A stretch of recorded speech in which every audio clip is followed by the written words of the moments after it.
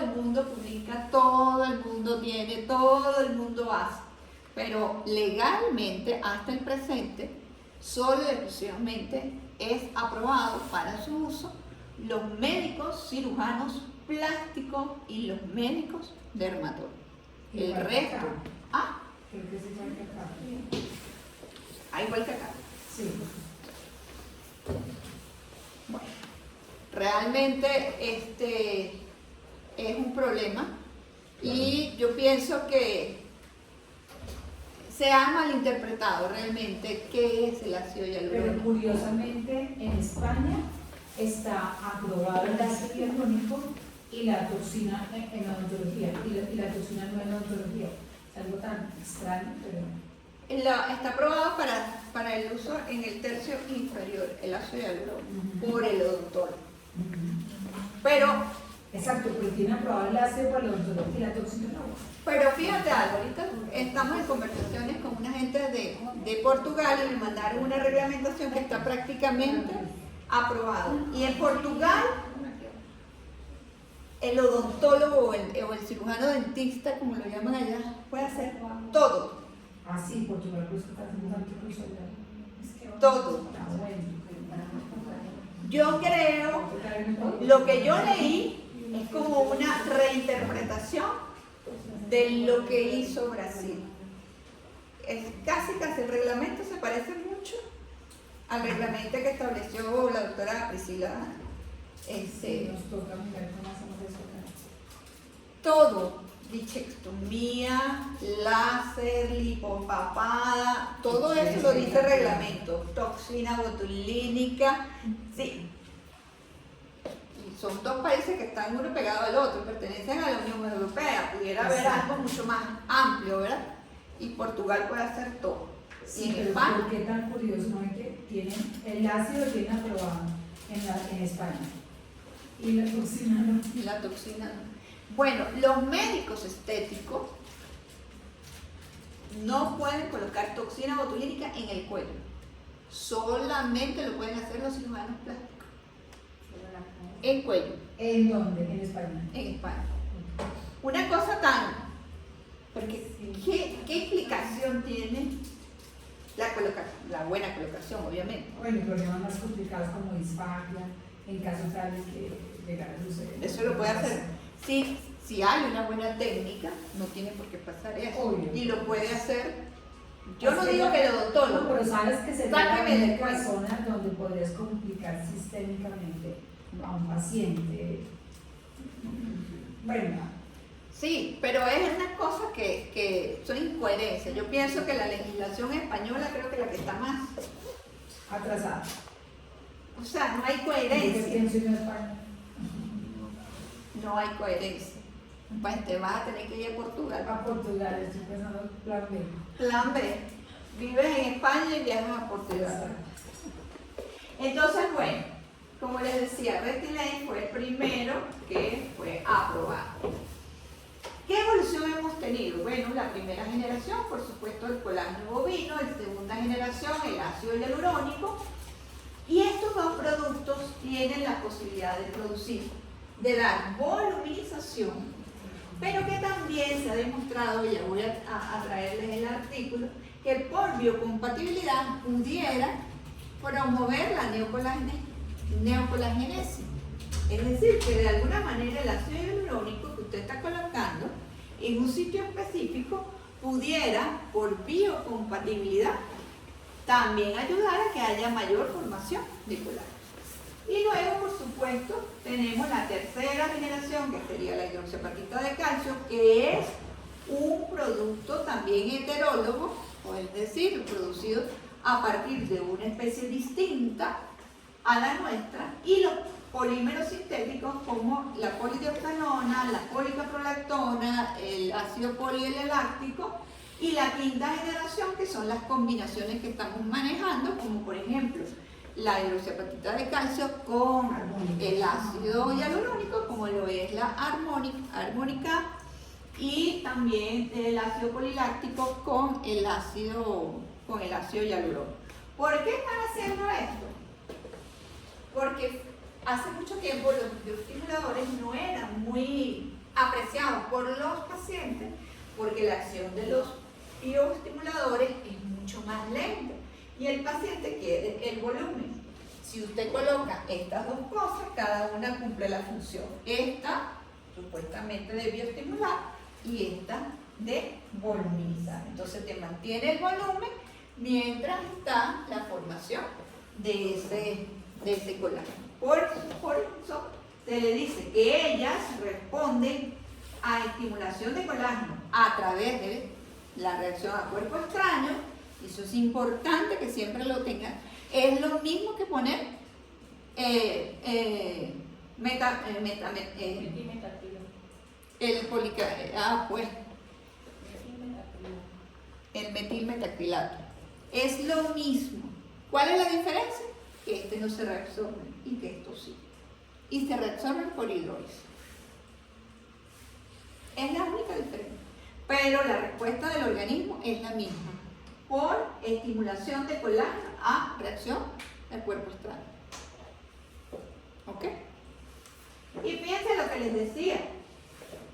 Este artículo sustenta que cuando utilizamos el ácido hialurónico también podemos tener un poco de producción de colágeno por bioestimulación.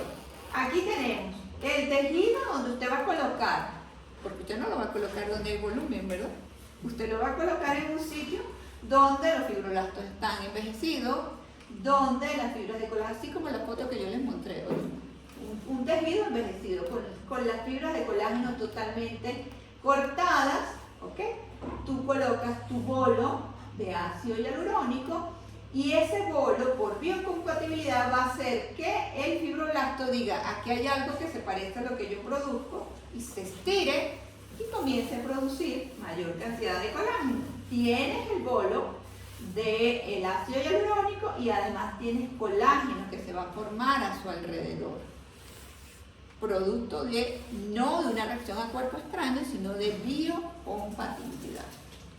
Y eso es bueno. Y eso es bueno para nosotros. La tensión mecánica de los fibroblastos inducida por el ácido hialurónico permite que estos retomen su morfología original, activándose para producir componentes de la matriz extracelular, incluidas las fibras de colágeno, nuevas e intactas.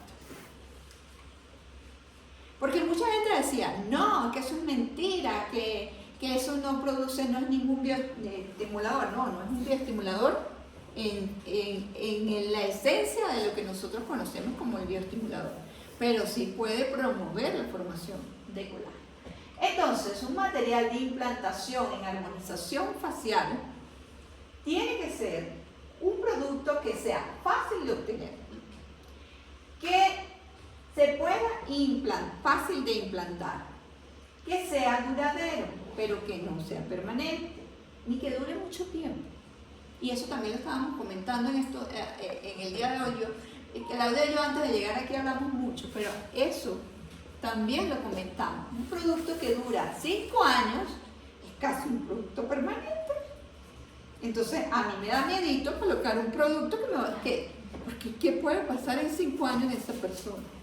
El proceso de envejecimiento sigue y el producto está ya atravesado en el camino del envejecimiento. Entonces, un producto que dure, pero que no sea permanente, ni que dure tanto en el tiempo. Que no modifique, que no sea modificable por el tejido huésped, que no sea tóxico, que no sea alergénico, que no sea pirógeno, que no sea teratógeno, que no sea carcinogénico y que, algo más importante aún, que no deba migrar. Y bueno, uno de esos productos es precisamente este señor del cual vamos a hablar en el día de hoy, que es el ácido hialurónico reticulado.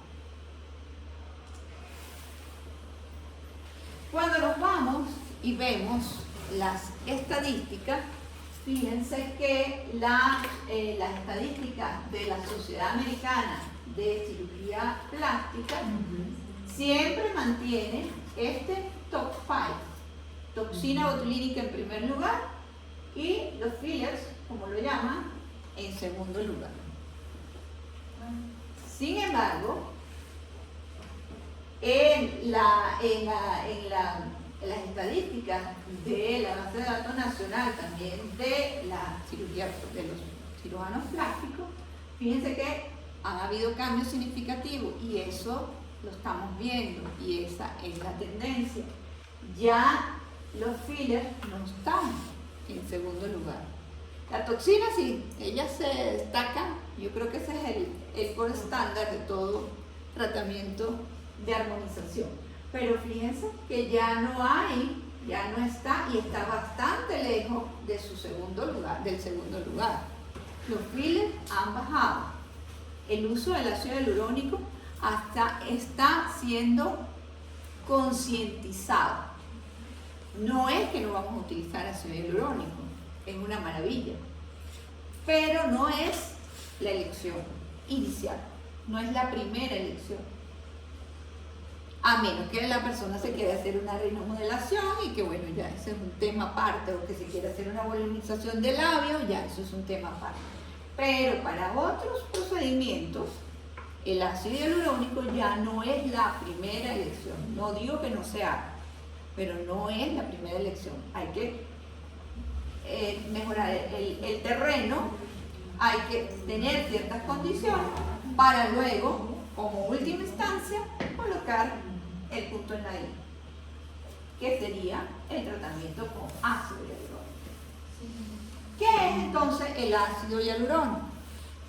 Es un polímero natural. Es el verdadero biopolímero. Los demás no son biopolímeros. Eso es falso. Son polímeros plásticos. Que están presentes en nuestra matriz intracelular, en los tejidos, incluyendo cartílago hialino, líquido sinovial, toda la dermis, humor vítreo y el tejido conectivo en general. Su nombre deriva del griego hialos, que significa vítreo, porque en el humor vítreo fue precisamente que fue descubierto por primera vez. Y urónico, que se debe al contenido de ácido glucurónico que él tiene. Esto es una matriz extracelular. Algo interesante e importante, que es el que marcó la diferencia con todos los productos que nosotros hemos hablado. En condiciones fisiológicas se encuentra en forma de sal de sodio y alumnato de sodio. Y es un polímero no especie específico. ¿Qué significa que no es especie específico? Que no va a haber ningún tipo de reacción inmunológica ni de rechazo, independientemente de la especie de donde se obtenga el producto. Porque lo mismo que yo tengo lo tiene el perrito, lo mismo que yo tengo lo tiene la bacteria, lo mismo que yo tengo lo tiene el gallo y no hay diferencia ninguna. Por lo tanto, nuestro organismo no va a responder a la colocación del ácido hialurónico como lo hace con cualquier polímero. ¿Vale? O sea, se comporta como el agua. Se comporta como un elemento propio del organismo. O sea, él lo reconoce como propio, sea de la especie de la cual se haya extraído. Por lo tanto, tiene una verdadera biocompatibilidad. O sea que si hay una reacción alérgica, sería por ejemplo a la lidocaína y al reticulante. Y al reticulante. Y al reticulante. A la lidocaína y al reticulante, más no al ácido hialurónico. En solución acuosa ocupa un gran volumen hidrodinámico e incluso a baja concentración. Las cadenas que lo conforman son capaces de interactuar para formar redes y eso también es interesante e importante. Estas características, que son altamente dependientes de su peso molecular, le confieren al biopolímero su viscoelasticidad, su propiedad tixotrópica, su alta hidropoxicidad y son determinantes para lograr el efecto que nosotros esperamos cuando colocamos el ácido hialurónico. ¿Bien? Esas mismas características de las cuales estamos hablando ahorita permiten definir qué tipo de producto es el que yo voy a utilizar de acuerdo al estrato anatómico facial donde va a ser colocado. De esta manera se delimita la biomecánica, es decir, las presiones y tensiones a las cuales serán sometidos, y por lo tanto va a proveer que se comporte como el tejido que nosotros esperamos. Fíjense, hay ácido hialurónico que podemos colocar aquí. Aquí tenemos la epidermis, aquí tenemos la dermis papilar, aquí tenemos la dermis reticular. Hay ácido hialurónico que podemos colocar a nivel dermis. Y hay ácido hialurónico que inclusive podemos colocar a nivel del tejido celular subcutáneo, y hay ácido hialurónico que podemos colocar a nivel supraperióstico. Cada uno, este señor que está aquí, no lo puede colocar acá, porque va a traer complicaciones. Este señor que está aquí, no lo puedes colocar acá, porque no va a pasar nada. Entonces tenemos que saber cuál es el plano donde yo lo voy a colocar para saber cuál es el producto que yo voy a utilizar. ¿Bien? Industrialmente, el ácido hialurónico es obtenido principalmente por dos métodos. El primero, que ya no se utiliza, es a partir de la cresta de gallo. Después se obtiene de la cresta de gallo, después su pulverización, tratamiento químico, purificación. Listo. Eso se llegó a utilizar en tiempos muy pasados. Hoy por hoy, la mayoría, si no todo, se obtiene a través de la fermentación bacteriana. Las cadenas de ácido hialurónico son sintetizadas por una bacteria genéticamente modificada, que esta bacteria es el Streptococcus X. Y es el que se utiliza, creo que en casi todas, si no todas las, no quiero pecar de decir que todas, pero la gran mayoría proviene de eso. El lanzamiento de estos productos que fueron llamados productos con tecnología NASHA. NASHA significa ácido hialurónico estabilizado de origen no animal. Marcó el comienzo de una nueva era en este mercado. La producción NASHA, los productos NASHA, se realiza mediante un método de biofermentación de una cepa biotecnológicamente no patógena para el hombre, seguido por supuesto una serie de etapas de purificación que le da la confiabilidad al producto que nosotros estamos utilizando. Pero no solamente tenemos esta tecnología de producción, de fabricación. Hay muchísimas tecnologías de fabricación de los productos que conocemos y que tenemos en el mercado, ya sea de los laboratorios Galderma, de los BDB, del Allergan, de Merck, Texan, en fin. Mañana viene Merck a las 10 y luego viene Allergan, Juveler y ya. Bueno, y el vino los de ahora. Fíjense, este artículo me gustó mucho, si lo quieren se lo puedo facilitar, que habla de los diferentes, de la tecnología para producir la reticulación de los ácidos hialurónicos y sus estudios. En este caso, en este artículo se manejaron las 7 tecnologías diferentes que hay para la producción y fabricación de los ácidos hialurónicos que nosotros tenemos en nuestras ¿Qué año manos. es este? ¿Perdón? ¿De qué año es, perdón? 16. Ok. 2016. Ajá. Tenemos la primera, que es la tecnología NASHA, que entre ellos hay muchos, pero está Restylane. La tecnología de matriz 3D, como es Surgider, la matriz de polidensificación coerciva, que es el CPM, que se conoce mucho, que es Velotero Balance, por ejemplo, es producido de esa manera. Hay otra técnica que dice similar a una red interpenetrante, como el Steiner. La tecnología Vicryl, que se conoce mucho también, que es la de Juvederm, que es la de Allergan. La tecnología de equilibrio óptimo, que es la OBT, como Emerald, y la tecnología de ácido hialurónico resistente RHA, como la de tiosal de tioxeno. Sí. Todas esas son diferentes tecnologías y fueron analizadas en este estudio. Dice, no existe un gel de ácido hialurónico único para todas las indicaciones, ya que cada indicación de tratamiento requiere de su producto específico.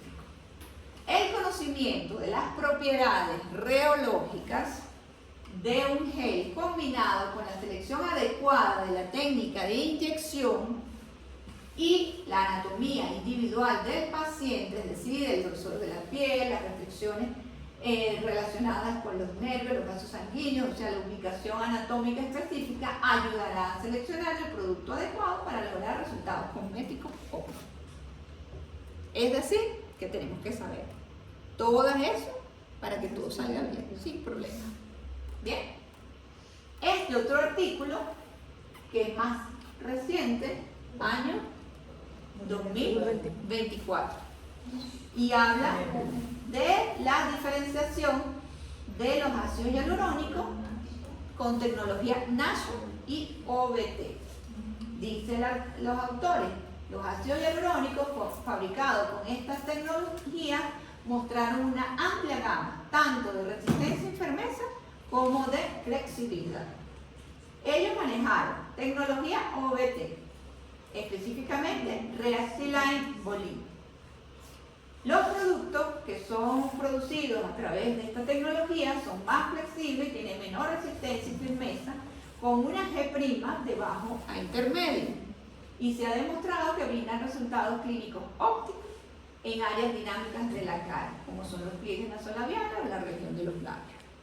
Y los productos NASH, como el Restylane Lips, son más fuertes, con una mayor G', pero comparativamente bajo en flexibilidad, lo que le confiere propiedades ventajosas para hacer tratamientos específicos para proporcionar elevación y proyección, como por ejemplo en áreas de nariz o mentón. En consecuencia, estos resultados proporcionan una mayor comprensión de las propiedades de estos geles y nos guían a ustedes, los clínicos, a seleccionar el producto estético óptimo. Entonces yo no quiero que cuando las chicas que vienen mañana ustedes digan, ¿y eso por qué será? Porque ya van a tener el conocimiento adecuado para poder decidir realmente cuál es. Ahora hay unas camas y subcamas, hay una cantidad tan interesante de productos que hay que conocer cómo se produce, sus características reológicas para tomar la decisión acertada y no tener complicaciones. ¿Ok? Eso es muy importante. Esos dos artículos los tengo allí, si quieres se los doy porque están nuevecientos.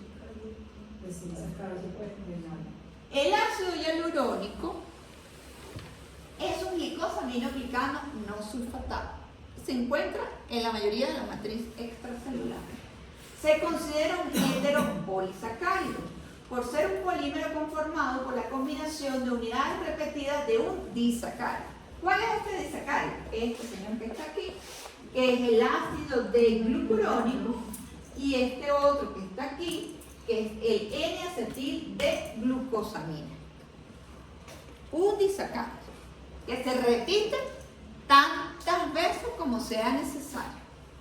¿Okay? Y que están conectados por enlaces beta 1, beta 3, beta 4, beta 1, beta 4, beta 1, beta 3, beta 1, beta 4. El peso molecular es muy importante y debemos de conocer. Cada disacárido, cada parejita de estas, tiene un peso molecular de 400 Dalton. Y dependiendo del organismo del cual es extraído, una molécula simple puede contener hasta 20.000 repeticiones de estos disacáridos. En una estructura química lineal y uniforme. Organismos bacterianos tienen aproximadamente cada molécula entre 4.000 y 6.000 disacáridos, con un peso molecular que va de 1.5 a 3 millones de datos. Mientras que los que eran producidos por cresta de gallo pueden llegar a tener hasta un peso molecular de 6 millones de datos. Bien. Existen, como todos sabemos, dos formulaciones de ácido hialurónico. Una, el que utilizamos para mesoterapia. Una forma lineal y fluida de moléculas dispersas en un medio acuoso. Tenemos un líquido, tenemos un sólido, lo mezclamos y formamos un fluido viscoelástico. Y tiene una cierta densidad, pero se elimina rápidamente, cumple una función específica en un momento determinado y chao. Pero luego tenemos la forma que nos permite darle la reticulación adecuada, la densidad adecuada para mantener y tener la propiedad de voluminizar. Para darle esa característica, el gel se somete, aquel gel que acabamos de ver, se somete a un proceso de reticulación, que son formaciones de enlaces covalentes entre las cadenas de ácido hialurónico por medio de sus radicales OH, para obtener redes tridimensionales, como lo vemos aquí. Este es el agente reticulante, unimos otra vez el polvo con el líquido, formamos el gel, le agregamos el reticulante y tenemos varias partículas de diferentes formas.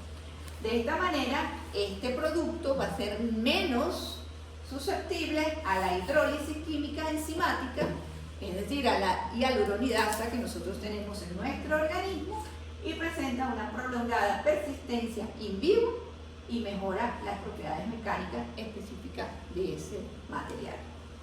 Una notable diferencia entre las distintas formulaciones será entonces la cantidad y el tipo de molécula reticulante, el cross-linking, como se le llama, que éste pueda contener. Y muchas veces no, ni siquiera la casa comercial nos dice cuál es el agente reticulante que se le coloca. Y eso también es importante conocerlo. El grado de reticulación indica el número de unidades de monosacáridos, de monómeros disacáridos que se encuentran unidos a una molécula reticulante. Es decir, el número de moléculas reticulantes por cada 10 monómeros. 100 monómeros. En ese sentido, existen varios tipos de agentes reticulantes. El más conocido, el que más se utiliza, es el 1,4-butanodiol diglicil éter, que lo conocemos todos como el BDE, el BDD. Pero también está la biscarbondiimida y el divinilsulfona, entre muchos otros, pero estos son los tres más utilizados. Pueden tener un entrecruzamiento sencillo, monofásico, solo cadenas de ácido hialurónico de alto peso molecular, útiles para tratamiento superficial, pero también puede ser de doble entrecruzamiento, es decir, bifásico, donde hay cadenas de alto y bajo peso molecular, mejores para ser utilizados en el caso de restaurar volumen. A mayor reticulación, el producto será, por supuesto, más elástico. Y algo muy importante. ¿Ah? Y más tóxico. Y más tóxico. Y claro, porque tiene más reticulante. Y algo muy importante, y va en función de lo que dijo la doctora Claudia, luego de lograr el grado de reticulación adecuada, se hace necesario eliminar, eso no lo hacemos nosotros, por supuesto, lo tiene que hacer el laboratorio que lo hace, pero es indispensable eliminar el exceso de agente reticulante debido a su toxicidad. Y ella no vio mi clase. ¿Tú sabes algo del divinilsulfato, que es menos tóxico que el BD? Para mí es lo contrario, pero la pasada un profesor habló de que era menos tóxico, entonces me quedé pensando. Pues, ¿sabes tú cuál es el más tóxico de esos tres agentes reticulantes. Hay otro que lo están incorporando que sí es el menos tóxico, ¿Sí? ¿Cuál? O sea, es que que es el polietilenglicol. ¿es menos tóxico? Es menos tóxico. Ok. El BDE es el que más se utiliza. La mayoría de los productos tienen este agente reticulante. Este es el problema de los ácidos, ¿no? La toxicidad que tiene el agente. Y el contenido residual no debe exceder entre 2 a 10 partes por millón. Eso es importante, eso debería decir también el prospecto que traiga el ácido hialurónico. Y como les decía, lo que pasa es que pasé esta por lo que estaba comentando, ya hay varios artículos que están hablando precisamente de la toxicidad de los productos y sugieren que este es mucho más seguro que el BDD como agente reticulante para los ácidos hialurónicos, para la voluminización con ácido hialurónico. En concentración, pero es porque es un objeto, sería... Y yo creo que ya la tendencia va a cambiar el agente reticulante hacia él. ¿Hacia cuál? El agente reticulante de los laboratorios están tratando, ya la tendencia es a ir cambiando el BDD por el BD.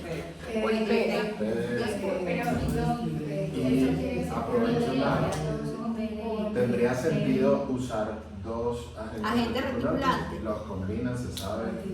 No Porque la creo, idea es disminuir la toxicidad. no creo que, O sea, no se potencia al usar uno. no sé, la verdad que eso sí no ¿Cuál es es la función, doctores, del agente reticulante? El espesor. Doctores, ¿cuál es la función del agente reticulante de los ácidos? Relazar. Estabilizaciones y Entrelazación. Durabilidad.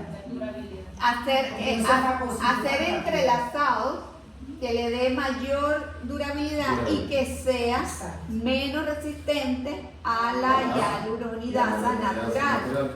Por eso es que cuando hay complicaciones con productos de alto peso molecular, el tema de la hialuronidasa es más complicado, porque Claro. ellos resisten más a la acción de la Por eso hay un hialuronidasa. estudio con Restylane que es el que actúa más rápido con la hialuronidasa porque ellos son NASH y por la tecnología diferente.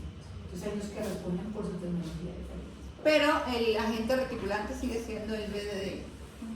Sí, pero la técnica de ellas utiliza menos cantidad y se ve más natural. Ellos dicen que es el que más rápido tienen estudios. Porque tienen menos cantidad de BDD, o sea, Sí, Del agente reticulante. Ellos juegan es con los porcentajes, por eso que le dan la técnica No, Y y los la cambios, NASA los es- cambios de temperatura, porque recuerdo que hemos visto que habían casi unos variantes en los temas de temperatura que hacían que hubiera un entrelazamiento natural. Exactamente. Entonces, por eso Que es no que le responde intentando más a- fácilmente a la Exacto. temperatura. Más sin embargo, mañana cuando vamos a hacer bien todo ese tema para que les quede súper claro. Pero sí es el más, hasta ahora, como más natural y amigable de los ácidos. Pero, bueno, hablan de que el BDD tiene, depende de la toxicidad, ¿no? Hemos estado presentando pacientes con alteraciones inmunológicas, presentando inflamaciones tardías, ¿bien? Y se asume que ese problema inmunológico está relacionado con el BDD, ¿verdad?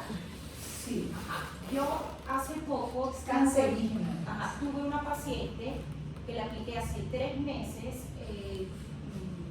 Restylane, el Skin Booster de Restylane, ¿sí? A nivel de las líneas Vita. el Vita. Ella hace un mes presentó dengue, su sistema inmunológico se fue al piso y hace una semana me presentó inflamación también.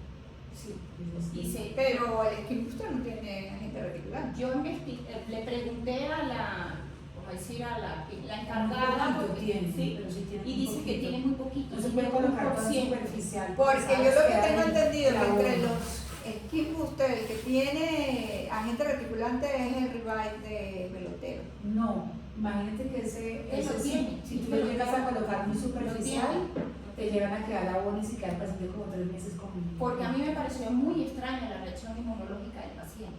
Si vamos con Skin Booster Vital, que no dicen prácticamente no debe tener agente reticular. Entonces yo hablé con la asesora científica y ella me dijo, sí tiene, pero muy poca cantidad. Pero El no número lo que reporta. tiene en ese TFS sí es totalmente ácido con vitamina mineral. Mira, eso no lo reportan. Es Porque que si tú lees han tocado un tema muy el único importante. que yo leí, Sí. no, creo que el de Toxan también tiene, pero Miren, les voy a Ahora decir, que- los laboratorios por vender, ahí no Dicen tienen que muchas reportarlo, cosas. ¿verdad? Tienen que y decirlo. ustedes no se dejen meter los dedos a la boca todo el tiempo porque miren que nos han estado engañando, nos dicen una cosa, después nos dicen otra cosa, no que sí, te acomodan con tal de vender. Entonces no puedes tener que pedirles a ellos, muestran estudios, como por ejemplo Galderma tiene el ácido poliláctico, que dicen que es totalmente reabsorbible. Muestren estudios, quiero que mañana se lo digan, muéstrenme los estudios donde realmente se hay una reabsorción. Lo que se está presentando ahorita es que estamos viendo que no hay reabsorciones para el ácido poliláctico, los pacientes siguen con un volumen importante después de un tiempo. Pero ni siquiera el ácido hialurónico, porque de acuerdo que le dije al radiólogo que acabaron sacando estudios en Brasil en donde demuestran que no hay reabsorción. Depende del ácido, depende Pero del eso ácido. hay muchos factores a evaluar y uno depende de la radiología del ácido. Depende del ácido, pero sí. Por eso la importancia de traer casas que al menos estén aprobadas por FDA. Cuando ustedes dicen, doctora, es que tengo un acidito acá, súper chévere, es una promoción, y uno, sí, pero el problema es que no tiene los estudios suficientes cuando es aprobado por FDA, al menos la FDA se toma la molestia de pedirle más documentos, dígame qué más contiene, dígame los estudios que demuestren que sea más seguro. No es que uno quiera que ustedes utilicen ácidos más costosos, sino más seguros. Sí, De verdad. yo creo que también estamos dirigiendo nuestros esfuerzos a adquirir ácido hialurónico de mejor calidad. Claro, porque ese es el tema. Porque es que hay muchos que no traen, no dicen nada. O Miren, sea, hace que no unos saben qué años- estás colocando, no saben ni siquiera los miligramos de ácido hialurónico que traen. Es muy complicado. Sí, para que no haya tener complicaciones de ácidos que no se reabsorban, como algunos, y se los digo, tengo una doctora que yo adoro que se llama Sandra Mesa, y ella está ahorita demandada por un ácido, azulito de la caja azul, ¿cómo se llama? Radiant, porque resulta que hizo unos granulomas terribles y le tocó pagar cirujano y todo con Radiant. Dijo, tengo mucho cuidado, no me voy a poner paciente terrible. Entonces, claro, uno dice, bueno, muy chévere, ofrecen que no sé qué, que una cantidad de ácidos, y uno ingenuo pues compra pensando que es un ácido hialurónico y no es tan ácido. Tiene algunos componentes que no son tan biocompatibles y no se reabsorben totalmente y genera. Y es que realmente, y la experiencia con el tema del COVID nos ha podido Claro, el COVID preciso. baja las defensas terribles. No solamente eso, sino que muchos de los primeros reportes que se hicieron cuando empezamos a ver las inflamaciones tardías, se estaba viendo en personas que tenían más de 8 meses de haberse colocado el ácido hialurónico, y sin embargo, en los sitios donde esa persona se había colocado ácido hialurónico, estaba presentando esa inflamación tardía. Hay un artículo que creo, no sé si cuando hablamos de las graves complicaciones, se los pasé, donde había una chica que no se podía pensar que era ácido hialurónico porque tenía un año que se había colocado el producto. Se supone que la reabsorción debió haber sido total, ya tenía más del tiempo, y sin embargo, la reacción, en principio pensaban que era un problema alimenticio, la trataron con otros tipos de procedimientos y resulta que cuando hicieron un eco, un ultrasonido, se dieron cuenta que había micropartículas. O sea que el ácido hialurónico realmente no se reabsorbe absolutamente.